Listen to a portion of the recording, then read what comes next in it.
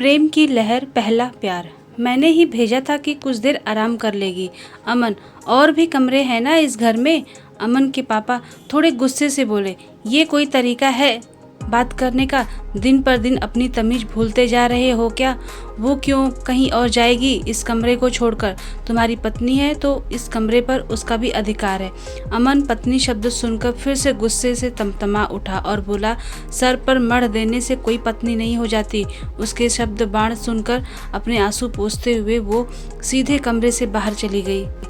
अमन की मम्मी बेचारी को फिर रुला दिया। अमन वो बेचारी नजर आ रही है और मेरा तो पूरा भविष्य बर्बाद करके रख दिया आप लोगों ने उसे मेरे माथे लाकर। ये नहीं दिख रहा? अमन के पापा, जितनी तेजी से जुबान चलाते हो उतनी ही तेजी से जिम्मेदारी भी निभाना सीखो। वो पत्नी है तुम्हारी और तुम्हारा कर्तव्य बनता है कि उसका ख्याल रखो, समझे? ये सीख तो उसे रोजाना मिलती थी, लेकिन कोई फर्क नहीं। जैसे ही अमन कमरे में दाखिल हुआ, दरवाजे की आवाज़ सुनकर वो सहम गई और खुद में ही सिमट कर एक कोने में सिकुड़ने लगी। अमन ने जैसे ही उसे देखा, एक बार फिर से उसका पारा चढ़ गया और वो बोला, तुम क्या कर रही हो यहाँ पर? वो मूक प्राणी की तरह सर झुकाए खड़ी थी, जैसे न जाने कौन सा अपराध हो गया था उससे भी बड़ी बात, जिस तरह अमन उस पर चिल्ला रहा था, उसे भी ये आभास हो रहा था कि अब न जाने कौन सी गलती हो गई थी उससे। पिछले 2 महीनों में बस यही तो समझाने की कोशिश कर रही थी वो सोच में बैठ गया कि 2 महीने पहले तक उसकी ज़िंदगी कितनी अच्छी और खुशहाल थी। 2 महीने पहले ही एक तूफान आया और सोनम को उसके ज़िंदगी में ला खड़ा किया। अमन उम्र 21 साल, अपने स्नातकोत्तर के अंतिम वर्ष में था। 2 महीने पूर्व ही अमन के पिताजी के मित्र मोहन का निधन हो गया था। मोहन जी ने अमन के पिता की बहुत मदद की थी जब वो गांव से शहर गए थे। उनके बाद उनकी इकलौती बेटी सोनम का गांव से कोई सहारा न रहा। माँ बचपन से ही चल बसी थी और रिश्तेदार को जमीन जायदाद का लालच के अलावा कोई मोह न था। आनन फानन में रमेश जी, अमन के पिता, ने सोनम को अपने साथ लाने का निर्णय किया, लेकिन बिना रिश्तेदारों की अनुमति के वो भी संभव न था। इसलिए उन्होंने अमन और सोनम की शादी गांव के सादे से समारोह में करवाकर उसे बहू बना लिया और अपने साथ शहर ले आए। अमन को ये बिल्कुल मंजूर नहीं था। काफ़ी जद्दोजहद के बाद भी जब बात नहीं बनी तो थक हार कर उसे माता पिता के कहने पर सोनम से विवाह करना ही पड़ा, लेकिन सिर्फ नाम के लिए। उसके जीवन में सोनम का अस्तित्व न के बराबर ही था। गांव की सोनम रूपवान के साथ साथ तीव्र बुद्धि की मालकिन भी थी। गांव में प्राथमिक शिक्षा के बाद भी उसकी पढ़ाई की ललक देखकर उसके पिताजी ने उसे पास के जिले में स्कूल में दाखिला दिलवा दिया। इसी साल तो उसने अपनी 12वीं की परीक्षा देकर अच्छे अंक हासिल किए थे, पर उसे क्या पता था कि नियति ने उसके लिए ये चुनाव करके रखा था। उसके बाबा के जाने के बाद तो जैसे उसका बोलना भी बंद हो गया था। अमन की सख्त हिदायत थी कि कमरे में वो सिर्फ रात में ही आए जब वो सो जाए और बिस्तर जमीन पर ही लगाए। सोनम के अरमान तो उसके बाबा की चिता के साथ ही जल गए थे। वो बस चुपचाप अमन की नफरत सहती हुई उस घर का कर चुकाने में लगी थी।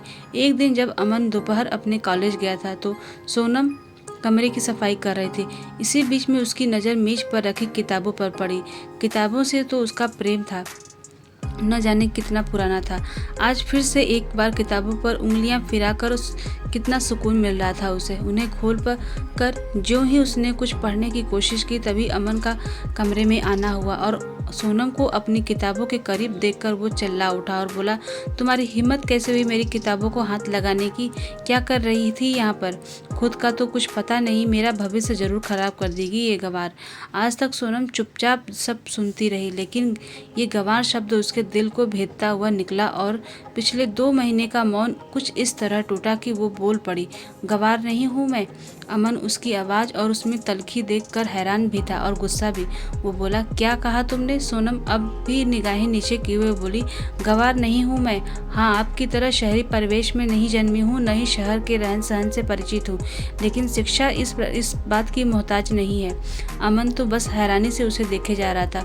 सोनम अभी नज़र जमीन पर गड़ाए बोले जा रही थी, मानती हूँ मेरी वजह से आपको बहुत तकलीफ हो रही है, आपको भी मेरे दुखों का बोझ उठाना पड़ रहा है, लेकिन मैं भी मजबूर हूँ। किसी के ऊपर बोझ नहीं बनना चाहती थी, कभी लेकिन नियति ने यही लिख रखा था मेरे नसीब में, तो इसमें कोई कुछ कर नहीं सकता। अगर मेरे बस में होता तो एक पल के लिए भी यहाँ अपना आत्मसम्मान छोड़कर नहीं रहती, लेकिन माँ जी और बाबूजी का कर्ज नहीं उतार सकती, जो उन्होंने इतने लोगों के बीच मुझे ससम्मान अपने परिवार में शामिल किया।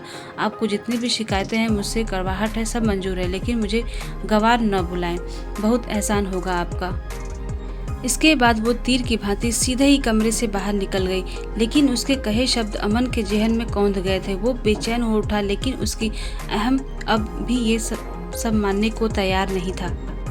कुछ दिनों के बाद घर में काम करने वाली मीरा अपने छोटे से बच्चे को लेकर आई थी। सोनम का उससे मन लग गया और वो उसके साथ खेलने लगी। ये देखकर अमन के माता पिता को भी कुछ संतोष हुआ, पल भर के लिए ही सही, लेकिन सोनम आज हंसी तो सही। खेलते खेलते बच्चे के हाथ से टकराकर पानी का गिलास गिर गया। सोनम ने देखा तो वो अमन के कुछ असाइनमेंट थे, जिनकी लिखाई अब पानी की वजह से बह गई थी और हल्की छाप भर बाकी रह गई थी। सोनम भी घबरा गई, क्योंकि अमन तो पहले से ही उससे बात बेबात चढ़ता था और अब ये तो और भी गंभीर परिस्थिति बन चुकी थी। वो सोच भी नहीं पाती और अमन ने आते ही जब ये देखा तो आग बबूला हो उठा। अब सोनम सच भी बताए तो कैसे? बच्चे ने तो डर के मारे पहले ही रोना शुरू कर दिया था। एक बार फिर चिल्लाने की आवाज़ से अमन की मम्मी भागी भागी आई और बोली, अब क्या है, क्यों चैन नहीं पड़ता तुझे? अमन, ये इससे पूछो कि क्यों ग्रहण बनकर बैठी है मेरी ज़िंदगी में। मम्मी, अब क्या दिक्कत है? अमन, मेरी पूरी मेहनत मेरे असाइनमेंट पर पानी गिराकर बर्बाद कर दिया इसने। अब मैं कल कॉलेज में क्या जमा करूँगा? ये सब हरकतें हैं इसकी। और फिर बोलती है मुझे गंवार मत बुलाओ। अमन गुस्से से कमरे से बाहर निकल गया। मम्मी ने सोनम को समझाया, जो बेहद दुखी होकर उन सब खराब हुई असाइनमेंट को देख रही थी। मम्मी बोली, तू उसकी बात को दिल से मत लगा, हो जाएगा शांत अपने आप। सोनम आंसू पोंछकर बोली, मुझे उनके बोलने का बुरा नहीं लगा है, बस वो कल क्या करेंगे इस बात की फिक्र हो रही है। मम्मी बोली, वो तुझसे इतना नाराज रहता है, फिर भी तुझे उसकी फिक्र है। सोनम, एक मदद करेंगी आप मेरी? मम्मी मुस्कुराकर बोली, तू बोल तो सही बेटा। अगले दिन जब विवेक कॉलेज पहुंचा तो उसका मूड बहुत ख़राब था। कॉलेज में जब उसको असाइनमेंट जमा करने को कहा गया तो वो खड़ा हो गया। कुछ बोल पाता इससे पहले ही उसका दोस्त रवि भागते हुए वहां आया और हाँफते हुए बोला, तेरा असाइनमेंट घर पर ही भूल गया था, तो भाभी देने आई थी। अमन हैरानी से उसे देख रहा था। उसे कुछ समझ में आता तब तक रवि ने उसका असाइनमेंट थमाया और अपना असाइनमेंट जमा करके अपनी सीट पर बैठ गया। अमन ने एक बार अपनी फाइल खोली तो वो कंप्लीट थी। उसने भी चुपचाप से उसे जमा कर दिया और फिर छुट्टी के बाद रवि से बोला, ये तूने बनाया? रवि, पागल है क्या? मैंने तो अपना ही रात भर में जाग कर बनाया। अमन, फिर ये मेरा असाइनमेंट? रवि, भाभी जी ने बनाया। अमन हैरान था और बोला, सोनम ने? रवि, आंटी का फ़ोन आया था कल शाम, भाभी से बात करवाई। उन्होंने विषय के नाम और उससे संबंधित किताबें पूछी और फिर सुबह तेरे निकलने के बाद मुझे ये देते हुए जमा करने को बोल दिया। अमन खामोशी से घर लौट आया। सोनम भी बेसब्री से उसका इंतज़ार कर रही थी। अमन ने उसे एक नज़र देखा और बिना कुछ बोले अपने कमरे में चला आया। सोनम के मन में उथल पुथल मची थी कि न जाने क्या हुआ होगा। वो हिम्मत करके एक प्याला चाय लेकर अमन के पीछे कमरे में गई। अमन के आगे जैसे ही उसने चाय दी, अमन ने सवाल दागा, तुमने ये कैसा बनाया? सोनम हैरानी से, जी अमन, असाइनमेंट कैसा बनाया? तो सोनम, जी वो कुछ किताबों की मदद और कुछ इंटरनेट से रात भर में पूरा हो गया। अमन हैरानी से, तुम्हें इंटरनेट का इस्तेमाल करना आता है? सोनम एक टक उसे देखने लगी और फिर नज़र झुकाकर बोली, इतनी भी गंवार नहीं हूँ जितना आप समझते हैं। वो बिना उसका जवाब सुने बाहर निकल गई, पर इस बार अमन के दिल में उसके प्रति कुछ तो नरमी आई थी। रात में वो दूध का गिलास अमन के लिए लाई और अपना बिस्तर नीचे बिछाने लगी। अमन बेड पढ़ रहा था, लेकिन आज उसका ध्यान सोनम पर ही पड़ा था। पहली बार शायद अपनी कड़वाहट कम होने पर उसे गौर से देख रहा था। सोनम में कोई कमी नहीं थी, लेकिन आज तक तो अपने अहम में उसने उसे ठीक तक से देखा नहीं था। उसे लगातार देख रहा था और उससे बात करने की कोशिश कर रहा था, लेकिन आज से पहले कभी कहाँ ऐसा हुआ जो वो आप भी सहज होता। वो बड़ी मुश्किल से बोला, सोनम, सोनम हैरान थी। उसने उसके मुंह से अपना नाम सुनकर वो तुरंत उठकर बैठ गई और बोली, जी। अपना अमन बोला, तो कुछ और चाहता था और पर मुंह से निकला कुछ और, एक गिलास पानी। सोनम को कुछ तो अजीब लगा, लेकिन वो चुपचाप उठकर उसके लिए पानी ले आई। उसने पानी का गिलास अमन को दिया और उसकी किताबों को ध्यान से देखने लगी। अमन भी उसे देखकर मुस्कुरा उठा और बोला, पढ़ना पसंद है तुम्हें? सोनम एक बार फिर हैरानी से उसे देखने लगी और बोला, इतना घबराया मत करो मुझसे। सोनम थोड़ी सहज होने लगी तो उसने अपना प्रश्न दोहराया। अमन सोनम की सोच से बहुत प्रभावित हुआ और बोला, तो ठीक है, कल मैं तुम्हारा फॉर्म भरवा देता हूँ। तुम पहले अपना ग्रेजुएशन पूरा करोगी? सोनम हैरानी से बोली, जी। अमन मुस्कुराकर बोला, जी।